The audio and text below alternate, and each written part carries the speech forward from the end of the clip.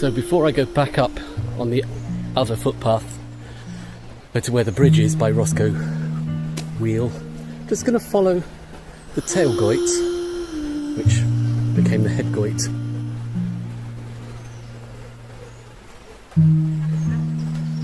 As we're approaching the weir, the Spooner's Wheel dam weir.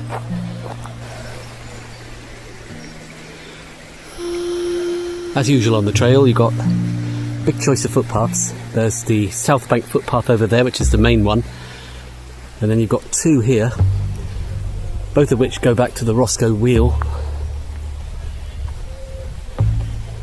and the very old bridge, which we will now take a look at.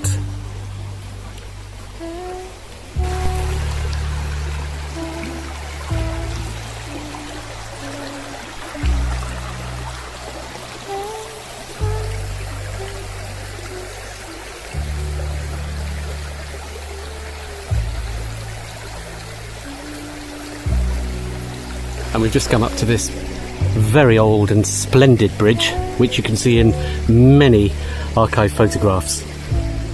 This was situated right next to the Roscoe Wheel, which was just over there.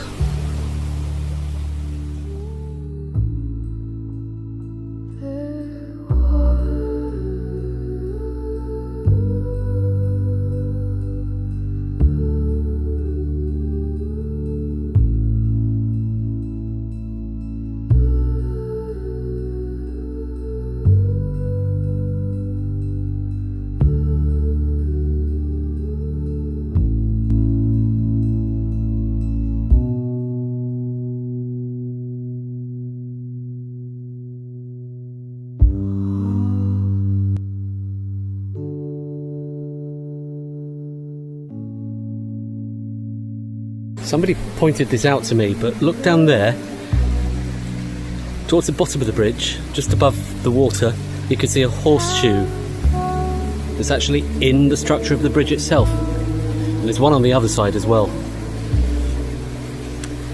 Don't know anything more, because I can't find anything in the history about why they're there.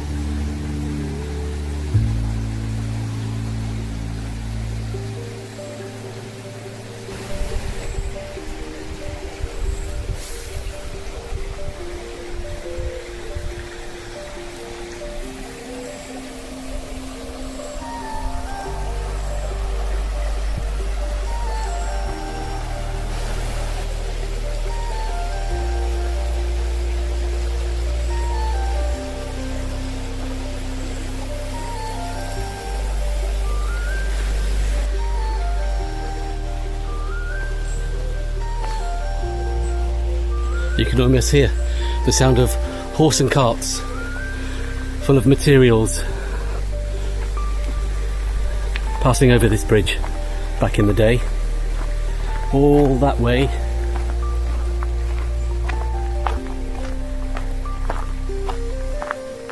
On what would have been an original thoroughfare.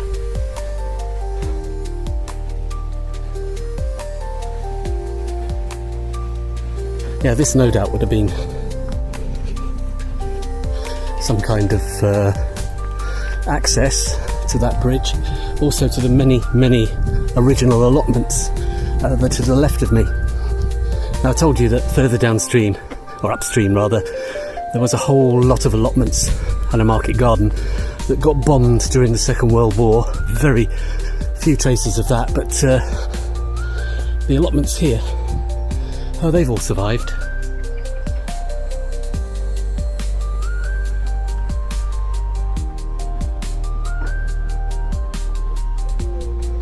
That's interesting. Just a door that looks like it was part of a building once. Now it's just kind of protecting that allotment.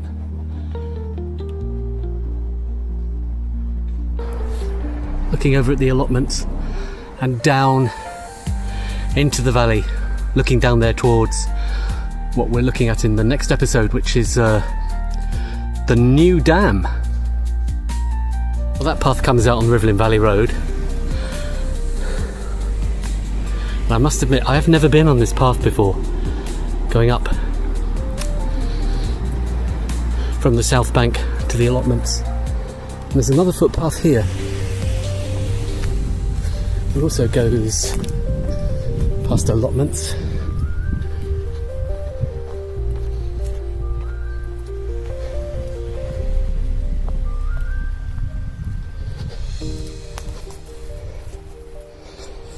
Well, I've not been down it before, so I will.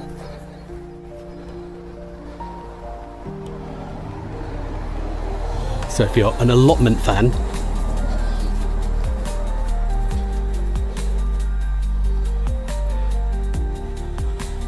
this might be of interest.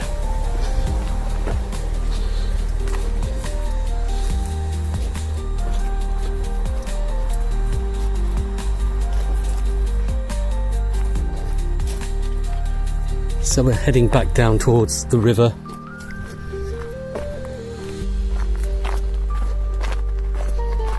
As I've said in previous episodes, you can find so many footpaths if you keep your eyes open. Some of which are almost completely grown out, others, well, they're serviceable. Don't actually know where this one comes out. I'm assuming it goes down to the river, because we are descending.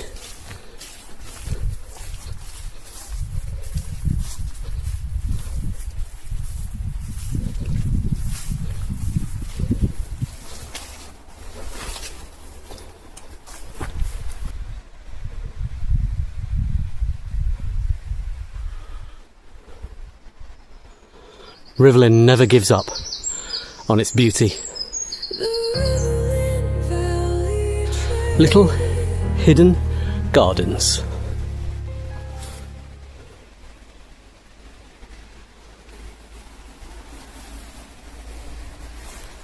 So we've come out by the river, just on the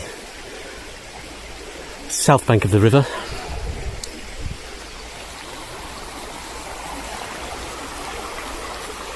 There we have, is that part of the overflow for Roscoe Dam?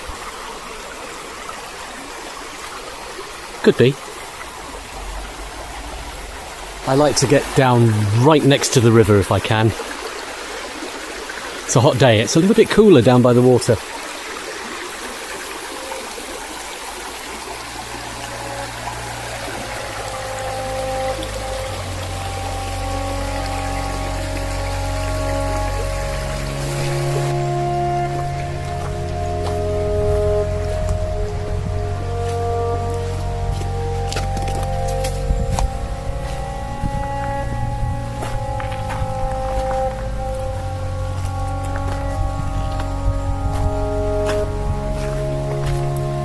So the river's quite low at the moment, so hear that echo. I'm actually under that bridge, looking upstream,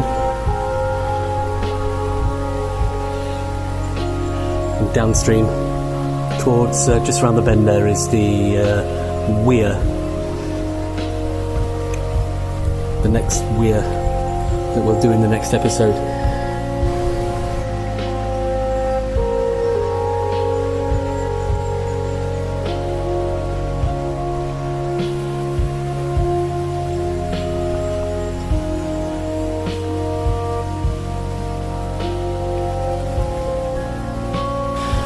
Wouldn't it be great to take a kayak or something down here, but unfortunately it's nowhere near deep enough. It does get deeper in the winter, but it's so rocky, I don't actually think this is navigable at all, or at least not for very long. Now look at all those rocks.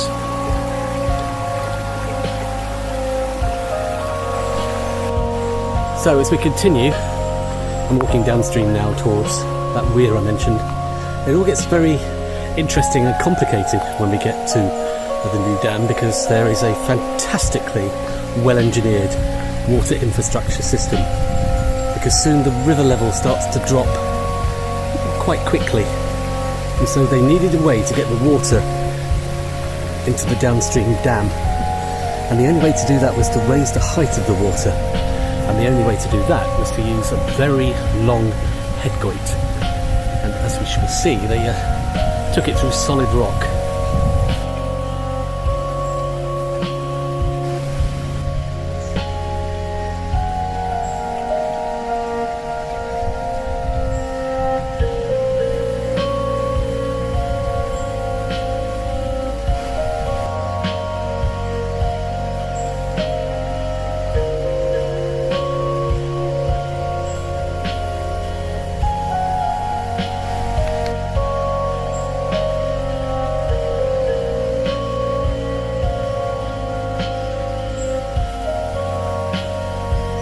Now this here is what's left of the weir. Now that's alongside what became known as the new dam. It's completely kind of eroded and washed away. And there's a sluice gate over there. That appears in quite a few old photographs. So we'll just go over there and see if we can line something up.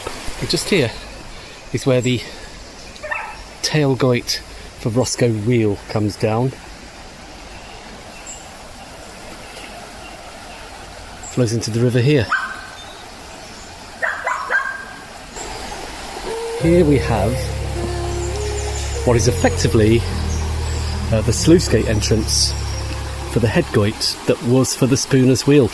Now the Spooner's Wheel is actually quite a way downstream yet, but because the river drops quite sharply around here, there was a very clever system that they used, which we'll cover in the next episode. I'm just going to line up a picture here, because at one time you could see all the way down the valley there to Roscoe Mill. You could see the cottages and the mill buildings. And then of course pretty much from the 1940s, 50s onwards, everything started growing out. There's a picture taken here of a girl sitting on the bridge with a very overgrown weir that was just here.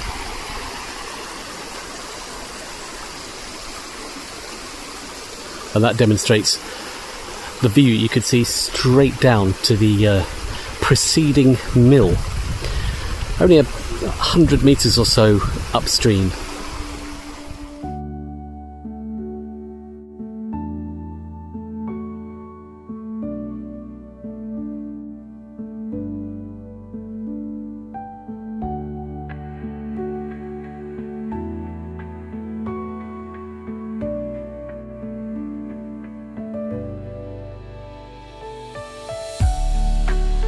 So this, flowing through here, was the headgoit for the Spooner's Dam.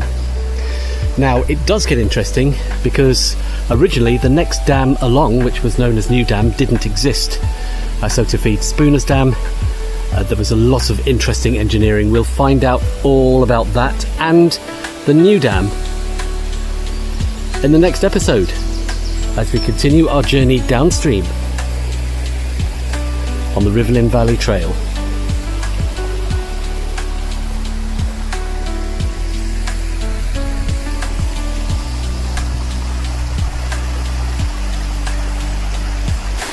So as you can see, I'm walking down on the top of the weir. It's very much in a broken state, although it's still managing to direct some water into that sluice gate there. And on the remains of the weir you can see a sculpture.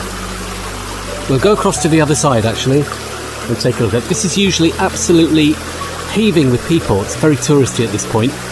But perhaps it's just a little too warm, and we are quite early in the morning.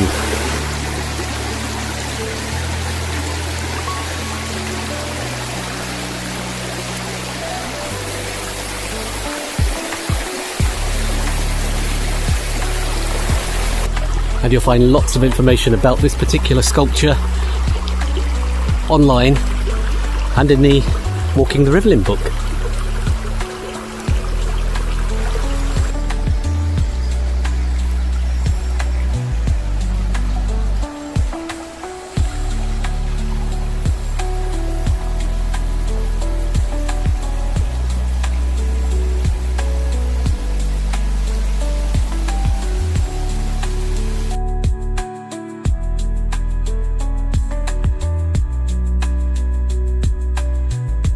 I've decided to do in 6 months' time, once we're in the middle of winter, is come back here and do the Rivelin Valley Winter Journal, because it's very much more monochrome and stark in the winter, but you can see a lot more of the old industrial remains. So, the Rivelin Valley Winter Journal is in the pipeline. Wow, I don't think I've ever been walking down here in the summer and seen nobody around. This is the rather famous chair sculpture, which I've never actually sat in, so come on, let's do things properly. So if you come here, don't forget your selfie stick and to get yourself in the chair. Oh yeah, seriously, I've always wanted to do this, but there's always been so many people here. I'm very lucky. It's kind of quiet.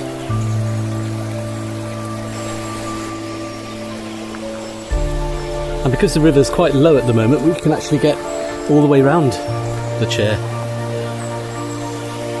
And also, look at that sluice gate heading downstream to the Spooner's Wheel Dam.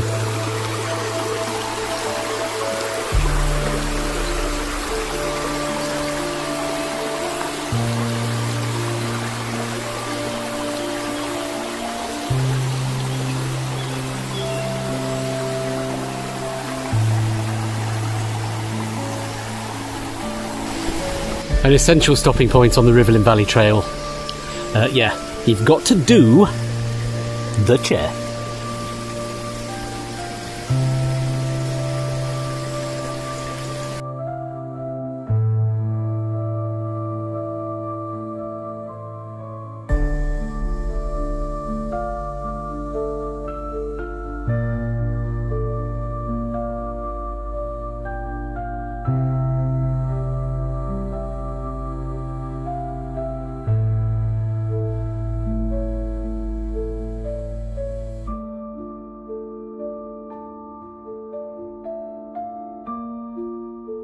You often see people down here, particularly the weekends, with selfie sticks, because Rivelin Valley is just so photogenic.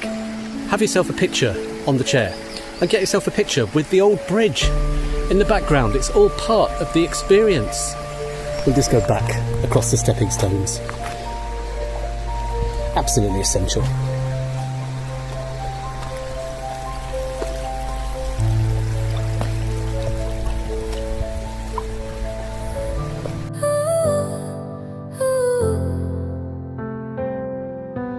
down in Rivelin, where the sluice gates rust. Down in Rivelin, the water wheels are dust. Down in Rivelin, when the water goes underground. Down in Rivelin, the ruined old mills are found.